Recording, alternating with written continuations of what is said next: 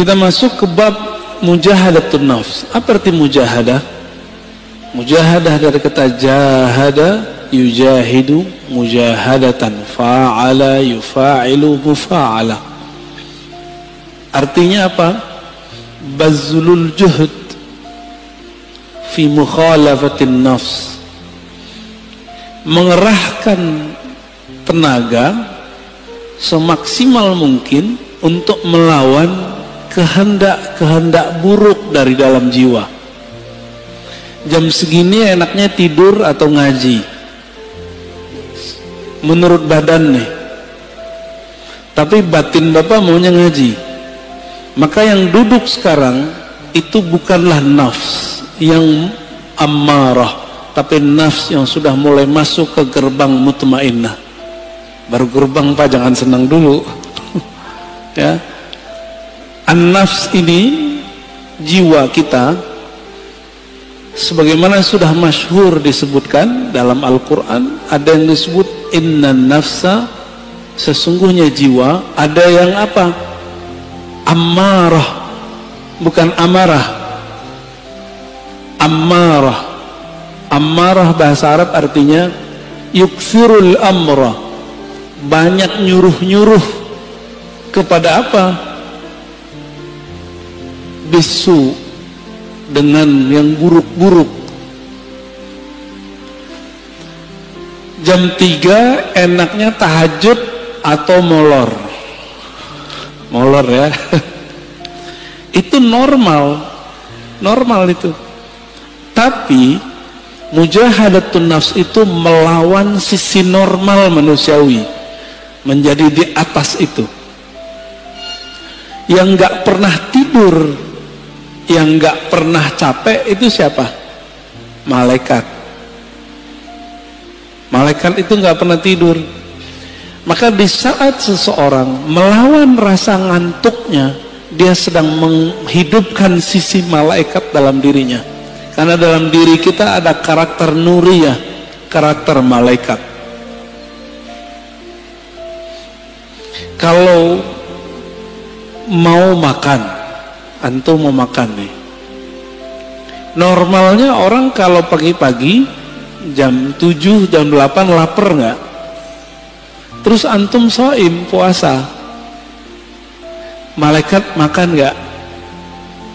Itu namanya mukhalafatun nafs, mencoba melawan kebiasaan diri. Biasanya makan, dia nggak makan. Jiwa itu level pertama namanya ammarah bisu. An-nafs al-ammarah bisu, jiwa yang selalu mengajak kepada yang negatif. Enggak saya, enggak antum, sama. Mau ustadz, mau kiai, hatta wali, apalagi cuma wali murid ya. Hatta wali Allah itu ada an-nafsnya al-ammarah bisu dalam dirinya. Bedanya dia bisa meredamnya. Jadi jangan dikira para wali itu selamat juga dari an-nafs al-ammarah. Dia ada dalam dirinya, namun Allah mengizinkan untuk meredamnya. Ciri-ciri an-nafs al-ammarah, ide-idenya untuk berbuat yang rendahan itu lebih banyak daripada yang tinggi, yang bernilai. Keinginannya untuk berbuat yang buruk lebih banyak daripada keinginannya melakukan kebaikan. Itu ammarah bisu. Bahkan ammarah bisu ini lawan dari nafsul mutmainnah. Dia menjadi agen-agen maksiat. Kalau ada dia, maksiat tambah seru. Itu ammarah bisu. Sebenarnya itu diri kita sendiri ya. Jadi jangan dilihatkan ke orang, itu kita sendiri. Kalau dia agak baik dikit, dan menjadi an-nafs al-lawamah, jiwa yang lawamah. Apa arti lawamah? Lama yalumu lauman, mencela. lawamah yang banyak mencela dirinya, menyalahkan dirinya. Coba antum habis maksiat nyesel nggak? Habis nyesel nyalahin diri nggak? Atau nyalahin orang? Sama, nyalahin diri, nyalahin orang, berarti an-nafs al-lawamah. Ada penyesalan, lalu mengalamatkan penyesalan itu ke orang lain, ini gara-gara dia nih, gitu ya, atau ke diri sendiri. Kalau sudah bisa menyalahkan diri sendiri, berarti sudah lolos dari nafsul ammarah masuk ke nafsul lawamah. Dari nafsul lawamah sudah di ujungnya, karena sudah bisa memandang bahwa diri kita lah yang bermasalah. Ciri-ciri nafsul lawamahnya belum bisa disembuhkan kalau maksiat, kalau salah selalu menyalahkan orang. Ini karena handphone nih, ini karena musik nih, musik yang disalahin. Kan baru muncul kemarin ada artis mau hijrah, mau tobat, yang disalahin gitarnya, yang disalahin dia, yang maksiat yang disalahin musiknya. Musik itu awal pembuka maksiat. Masya Allah, saya nggak bela-bela musik juga, karena saya nggak bisa main musik. Tapi kalau dia menyalahkan musik, berarti dia belum menyalahkan dirinya sendiri. Yang disalahkan diri kita sendiri. Anda mau tanya sama antum, lebih berbahaya musik atau smartphone? Penyebab maksiat. Lebih banyak maksiat yang ada di smartphone yang antum pegang itu atau musik? Cuma karena musik, banyak lawan jenis yang suka sama dia, lalu dia tergoda, yang dia salahkan musiknya. Ada kok orang main musik gak tergoda, malah gak laku-laku juga ada. Jadi gagal karena belajar tazkiyatun nafsnya tidak benar. Belajar tazkiyatun nafsnya ala hawa nafsu yang baru. Jadi belajar tasawufnya tidak dengan cara ulama ahli tasawuf, tapi dengan cara ulama yang mengharamkan tasawuf. Akhirnya begitu jadinya. Ya, terjadilah yang antum tonton beberapa bulan ini. Rame nggak? Rame, ya. Berarti ada yang masalah dalam dirinya, ada masalah dalam gurunya, karena tidak bisa mengarahkan. Jika engkau ingin menyalahkan orang, salahkan diri sendiri. Kita kalau maksiat nggak usah salahkan orang, kita yang masalah. Baik. Nas berikut apa? Udah lawamah, naik ke mulhamah, fa'alhamaha fujuraha wa taqwaha. Setelah Allah menyempurnakan jiwa, maka Allah mengilhamkan kepada jiwa bahwa di dalam dirimu, hai jiwa, ada fujur dan takwa. Ini banyak yang salah terjemah ayat, dikira Allah lah yang membisikkan kepada jiwa keburukan dan kebaikan. Bukan. Coba perhatikan ayatnya. Fa'alhamaha fujuraha. Lalu Allah mengilhamkan, memberitahukan kepada jiwa sifat buruknya ini loh, dan takwaha, sifat baik kamu ini. Bukan terjemahannya Allah lalu membisikkan supaya dia berbuat baik atau berbuat buruk, nah begitu ya. Ini ada fi di dalamnya. Fa'alhamaha fujuraha wa taqwaha. Ada satu riwayat yang masyhur di kitab-kitab, cuma sayang setelah diteliti Imam Suyuti, Imam Ibnu Jauzi, riwayatnya dhaif, tapi maknanya sahih sesuai dengan ayat-ayat ini, bahwa dahulu kala awal Allah menciptakan nafs jiwa. Ini riwayat didhaifkan, emang dhaif, setelah saya teliti dhaif, Tapi riwayat ini saya masukkan ke Israiliyat. Kalau masuk ke Israiliyat kita boleh cerita, ya. Tatkala Allah menciptakan nafs, lamma khalaqallahu nafs, ketika Allah menciptakan jiwa, maka Allah bertanya, man ana wa man anta, aku siapa, kamu siapa? Apa kata jiwa? Anta anta, ana ana. Apa kata jiwa? Ente ente, ane ane. Jadi yang suka ngomong gua, saya, itu sifatnya nafs. Jujur, suka nggak ngomong saya, menurut gua? Seneng nggak? Seneng ya? Kok dia nggak menghargai saya? Gitu. Pernah ngalamin gitu nggak? Ya. Kok dia nggak menghargai aku? Nah, ada perasaan begitu dalam berinteraksi? Berarti nafsnya lagi on, Pak. Lagi on itu. Ditanya lagi, man anta wa man ana, siapa kamu, siapa aku? Sama jawabannya, aku, engkau. Makanya sifat egois itu sifatnya nafs, bawaan nafs. Jadi nafs ini itu dulu pernah Allah Subhanahu wa taala celupkan kepada bi'ruz zulumat, ke dalam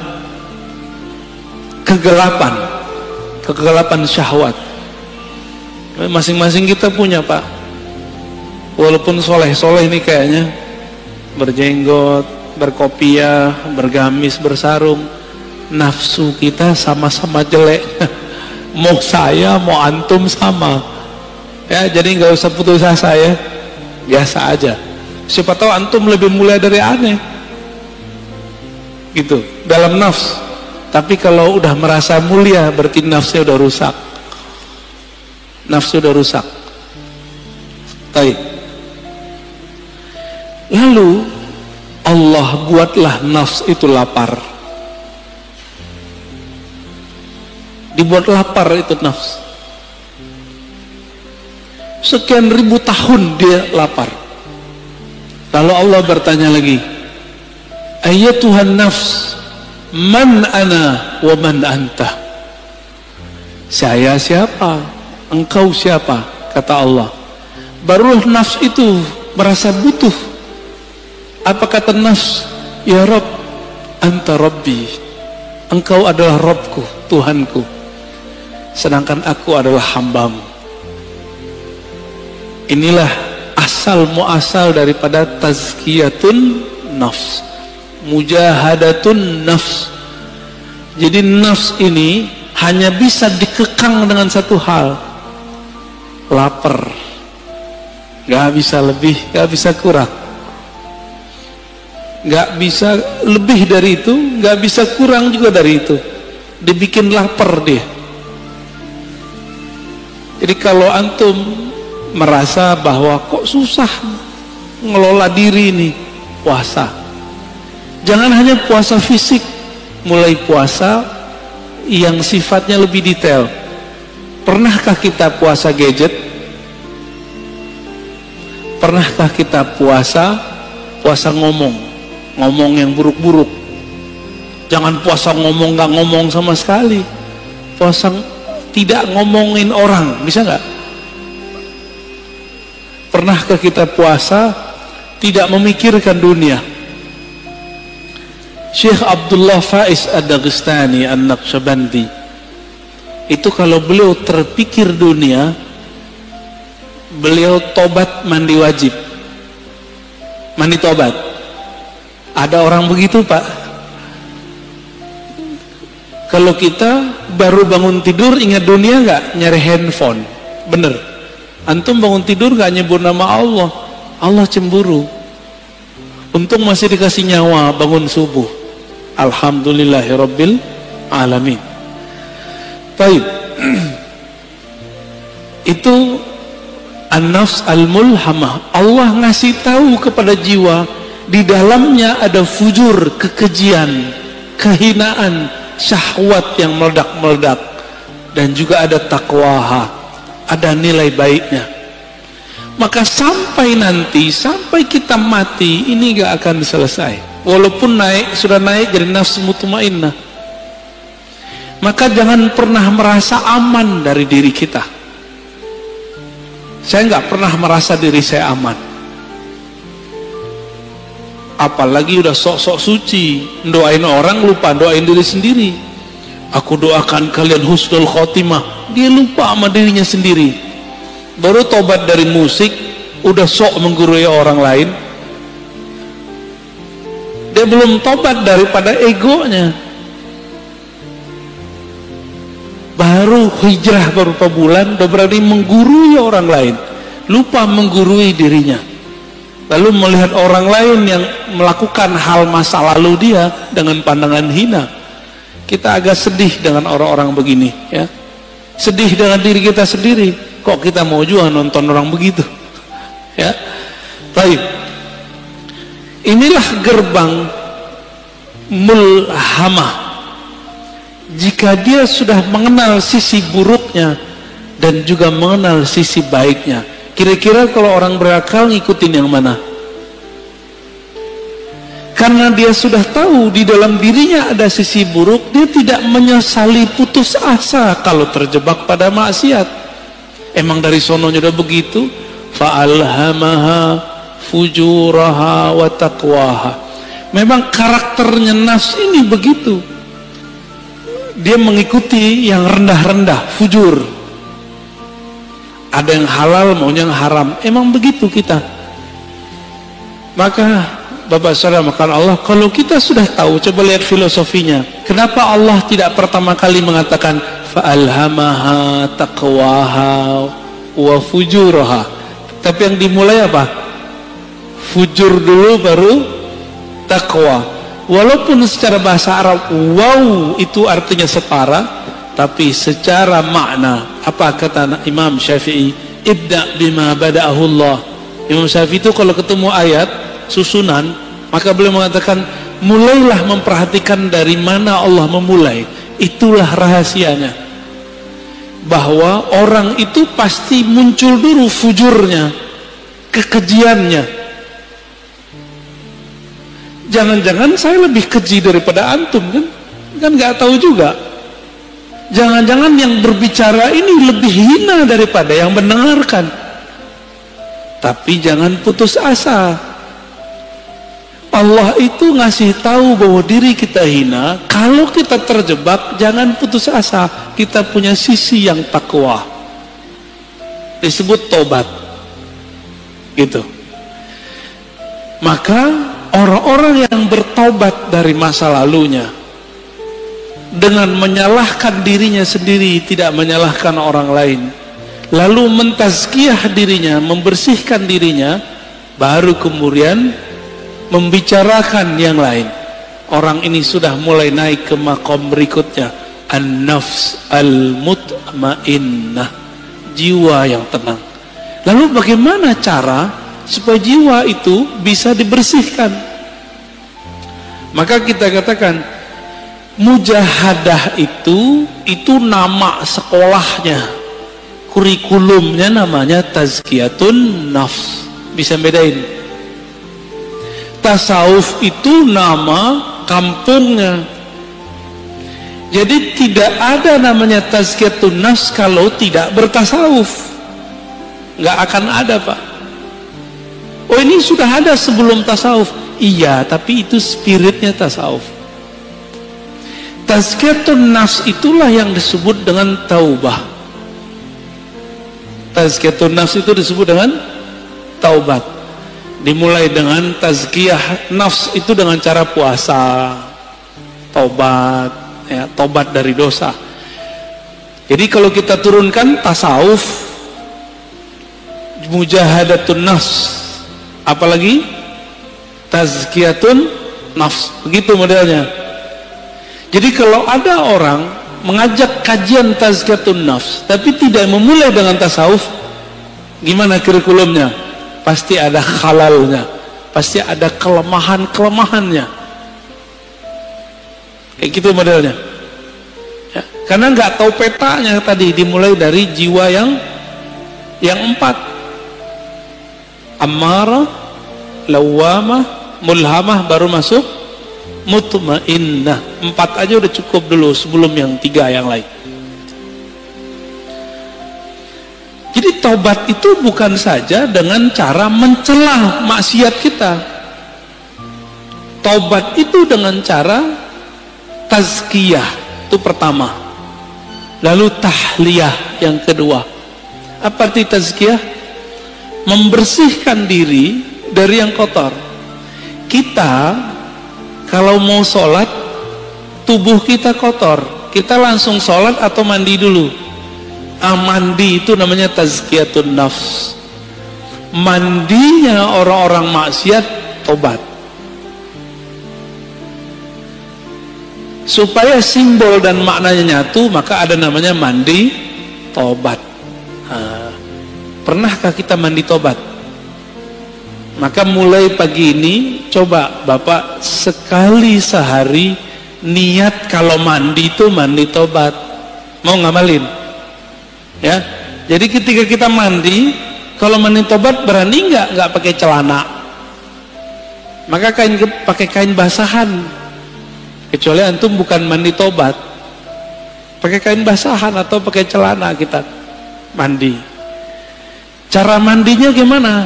Mulai dari wudhu, lamain di kaki, siram kaki kita dulu. Udah siram kaki, mulai pundak, baru kepala. Niatkan, ya Rob, ampuni dosaku, jadikan dosaku hanyut seperti hanyutnya daki-daki di badanku dengan air ini. Dalam hati kita ngomong. Itu cara mandi tobat. Dulu mandi tobatnya cuma diajarkan di surau-surau, zawiyah-zawiyah. Ini sekarang kita bagiin aja lah, ya.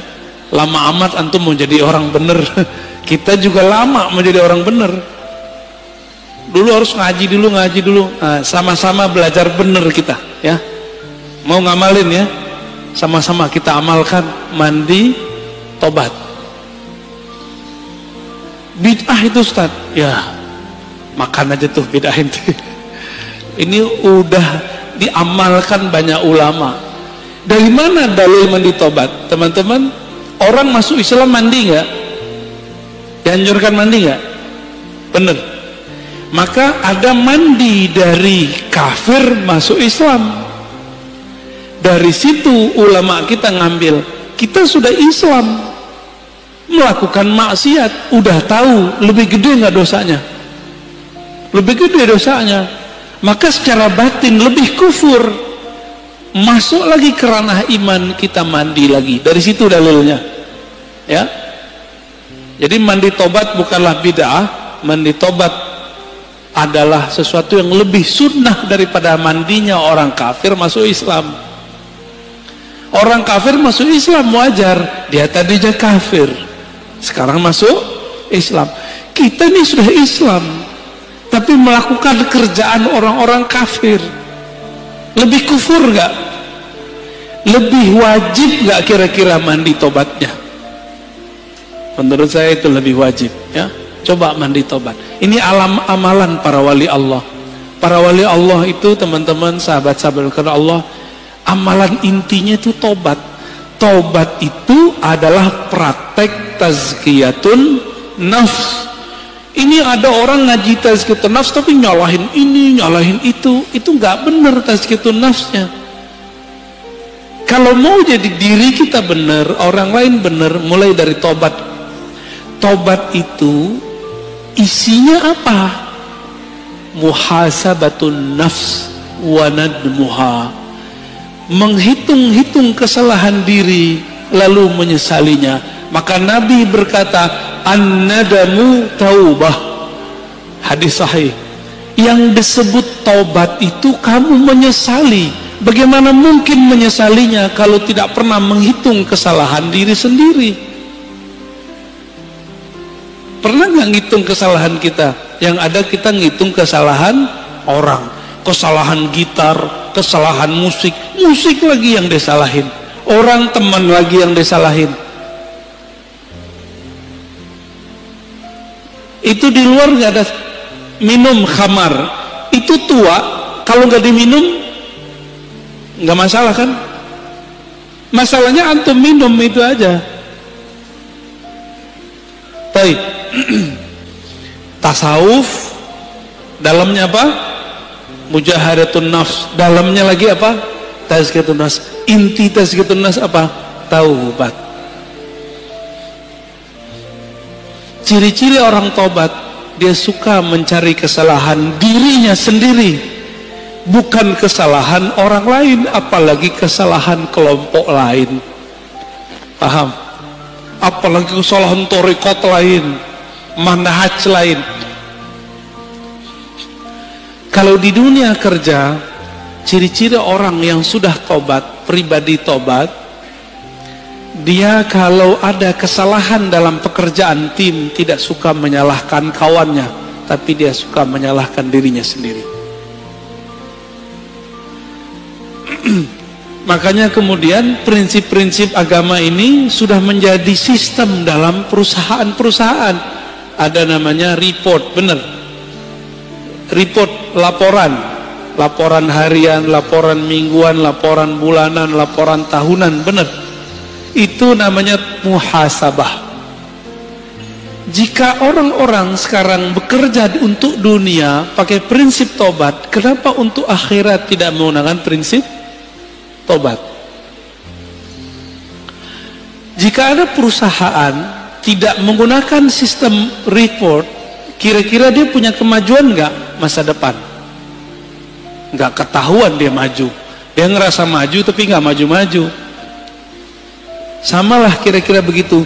Jika seorang jiwa, suatu kelompok sibuknya dengan kesalahan orang, tidak sibuk dengan kesalahan diri sendiri, spiritualnya gak naik-naik. Ya, jumlah orangnya bisa tambah banyak, tapi jiwa mereka tidak berkualitas. Di dalam Al-Quran, Allah berfirman, wajahidu fillahi haqqa jihadih, dan berjihadlah, bermujahadalah, ya. Mujahidu artinya bermujahadahlah fillah. Jadi ada dua, jihad itu fi sabilillah, sedangkan mujahadah fillah. Bisa bedain? Jihad di jalan Allah, kita sedang memperjuangkan agama Allah, itu jihad fi sabilillah. Tapi kalau kita sedang melawan diri sendiri, itu namanya jihad fillah. Jihad mengalahkan diri, memenangkan Allah, itu namanya surat, ya, surat Al-Hajj ayat 78. Ini dalilnya kita.